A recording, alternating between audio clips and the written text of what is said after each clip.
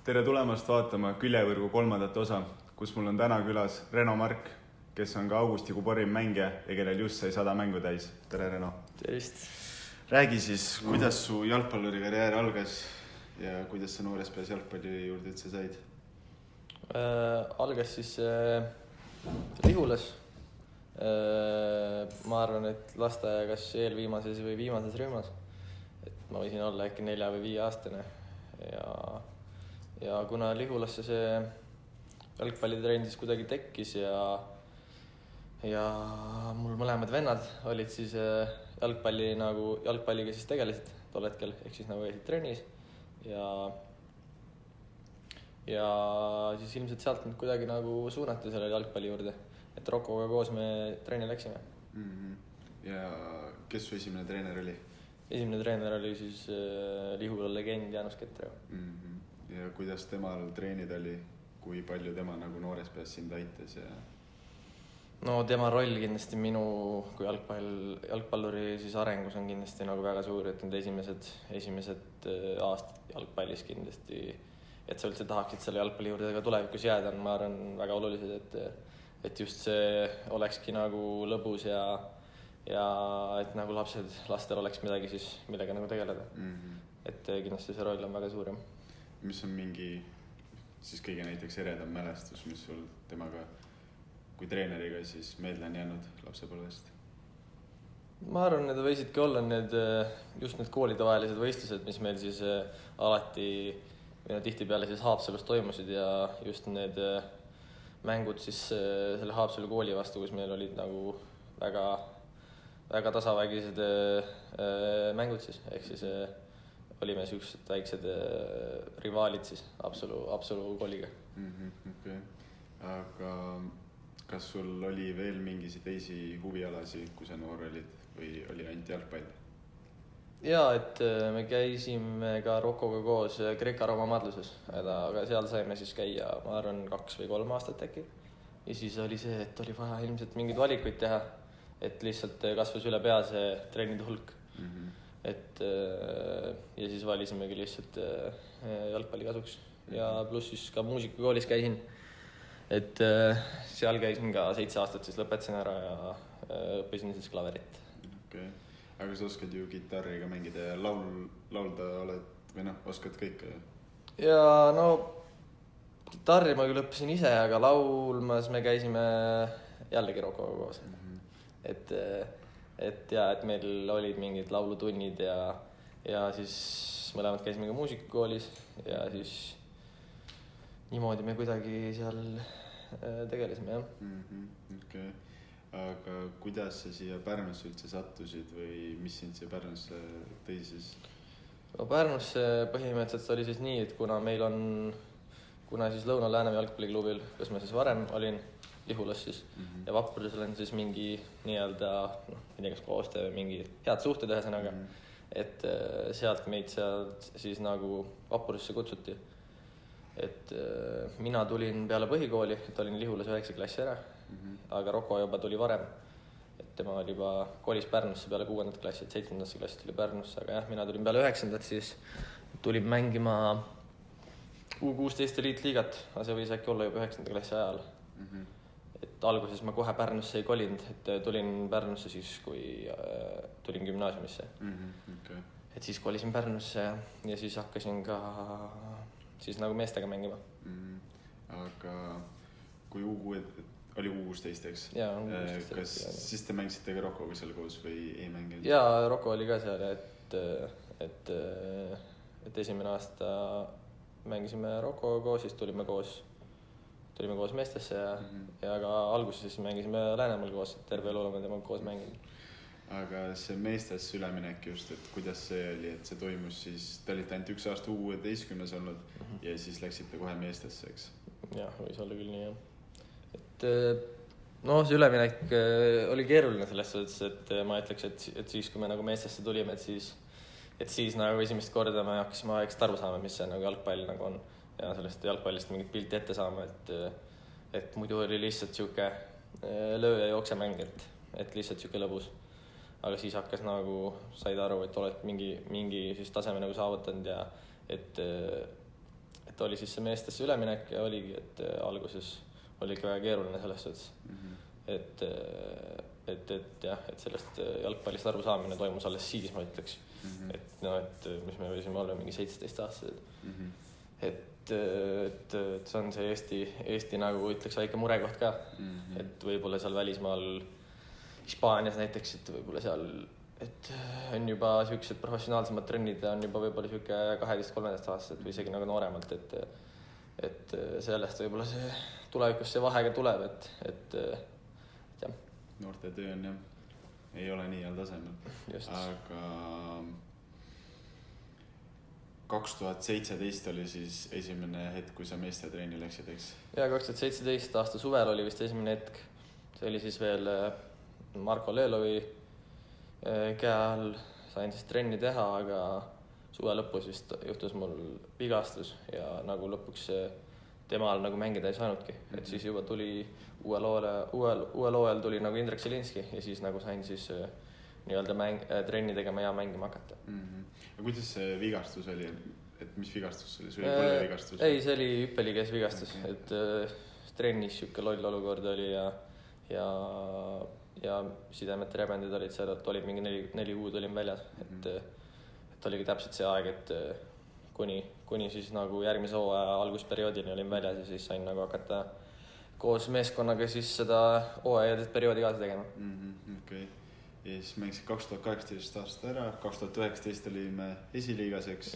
Ja eelmine aasta sa olid kaitseväes, et kuidas see kaitsevägi sinu jaoks oli, et oli hea kogemus või kuidas ise ütled? Jah, kindlasti ma ütleks, et oli hea kogemus, aga et teist korda ei läheks enam. Et ma arvan, et sealt sain jah palju uut, õppisin enda kohta kui ka võib-olla teistega arvestamine just, et jah, kindlasti ma arvan hea kogemus. Kuidas jalgpalli mängida sealt kõrvalt oli või ei olnud just siis pigem? No jalgpalli ma ütlen ausalt väga ei jõudnud mängida, sest kuna oli see koroona aeg ka ja siis veel neid vaktsiine nagu ei olnud ja siis me ei saanudki lihtsalt välja, et ma mäletan, meil oli niimoodi, et 5 nädalat olime sees ja nädal aega oli siis puhkus.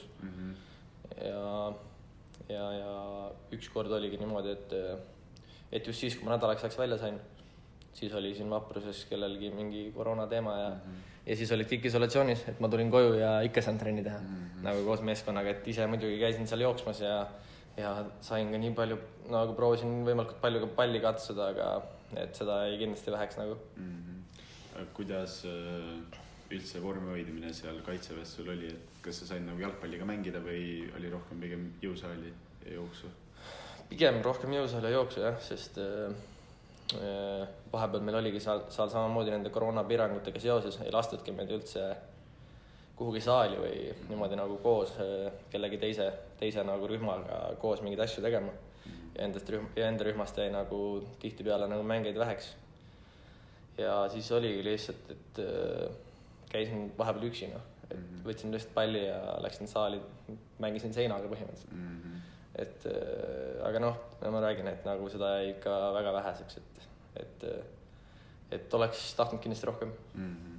Aga kuidas nüüd kaitseväes siis üleminek jalgpalli juurde jälle on olnud, et on nagu sujuv või et sul uus positsioon ka see hooaeg, et mängid äärekaitset, kuidas see nagu mõlemad üleminekud see olnud?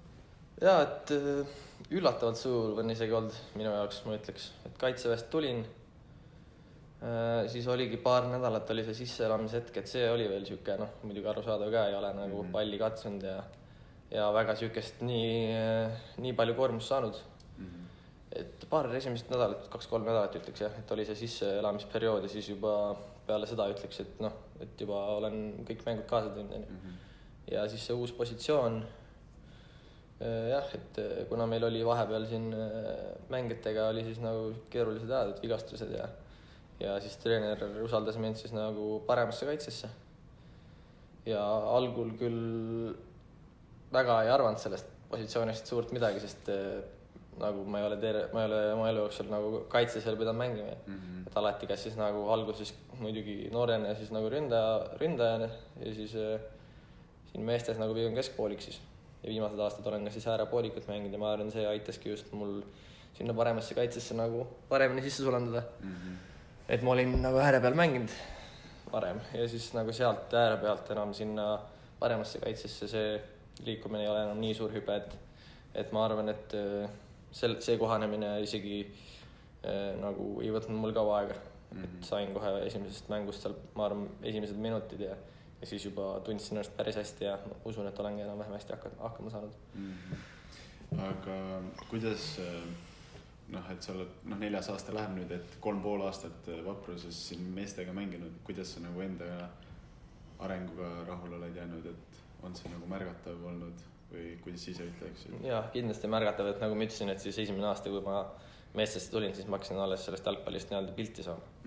Et peale seda iga aastaga õpin jälle kõvasti asju juurde ja kindlasti see arenemine iga aastaga, isegi ma arvan, võiks need arenemise perioodid võtta nagu poolaastasteks.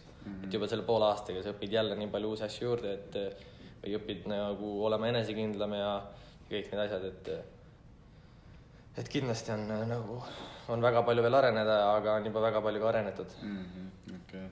Ja kuidas, mõtlen just mängija perspektiivist, et klubi tööga nagu ja kuidas klubi on nagu kohelnud, et kas sa oled selle? Mina olen selles suhtes klubiga väga rahul, et üldse Pärnu Vaprus andis meile selle võimaluse.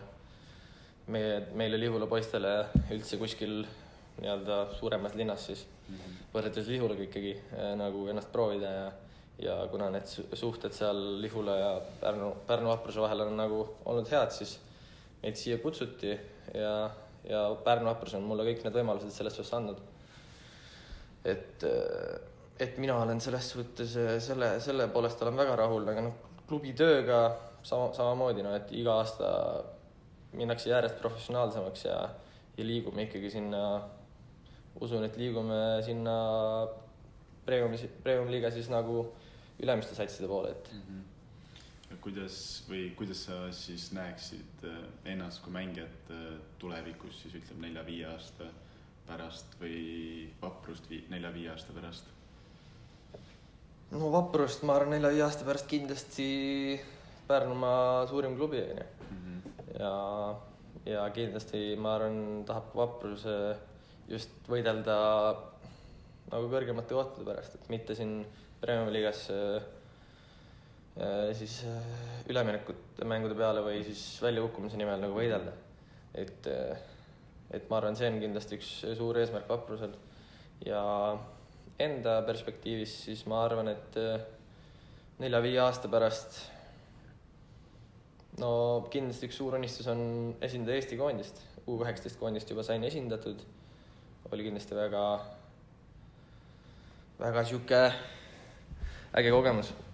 Ja kindlasti tahaks sealt jõuda edasi siis A-koondise esindamise juurde, aga kindlasti tahaks ka siis jalgpalliga nii-öelda elatist teenida ja seda mängu nautida. Et ma arvan siis kas siis juba äkki 4-5 aasta pärast Vapruses, kus saab siis võidelda juba kõrgemate kohtade peale või siis miks mitte ka kuskil mõnes suuremas klubis juba, miks mitte ka välismaal. Okay.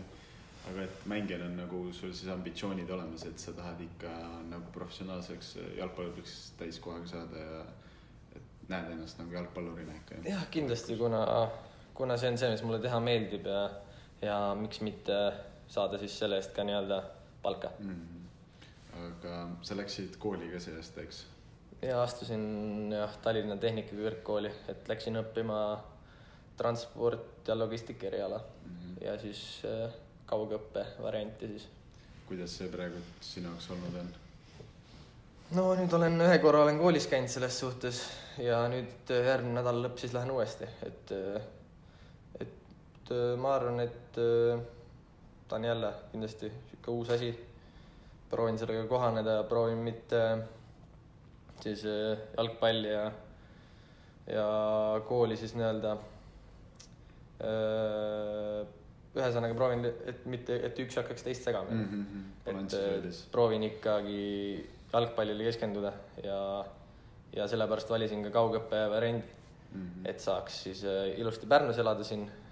Käin siis 2 korda kuus, käin siis Tallinnas koolis ja siis ülenda, siis saan ise kodus nokitseda ja praegu ongi meil seda kodus nokitsemisest on ikka kõvasti, et aga jah, et hetkel on küll nii, et ei näe küll, et hakkaks nagu segama minu jalgpallurikarjääri. Aga see eriala, mis sa nüüd õppima läksid, transport ja logistika, kas sa näed ennast ka selle erialal mingit tööd tegemas või kuidas sellega on? Jaa, ma arvan, see on nagu üks võimalus kindlasti, aga kuna see on juba siuke eriala ja sellepärast ma selle eriala ka valisin, et just sealt sa saad nagu nii palju laialdaselt teadmisi ja erinevaid nagu oskusi, et sealt nagu kuhugi mujale erialale nagu võib samamoodi nagu tööle asuda, onju. Ja võib-olla see eesmärk siis nagu üleüldse siis nagu töömaailmas siis võib-olla oleks alustada enda mingi ettevõttega.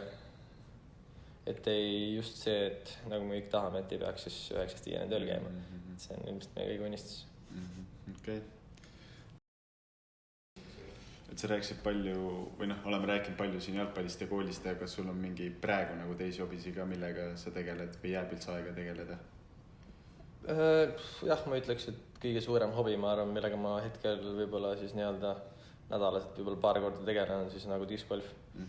Et see on üks siuke äge mäng, et saad rahulikult mängida nii sõpradega. Ongi see, et minu jaoks on see siuke mõnus ajaviide, et käingi just võib-olla siukeste sõpradega seda mängimas, keda ma igapäevaselt võib-olla nii palju ei näe, et just siin käid igapäeva trennis, siis on tekkinud need nii-öelda trennisõbrad siis.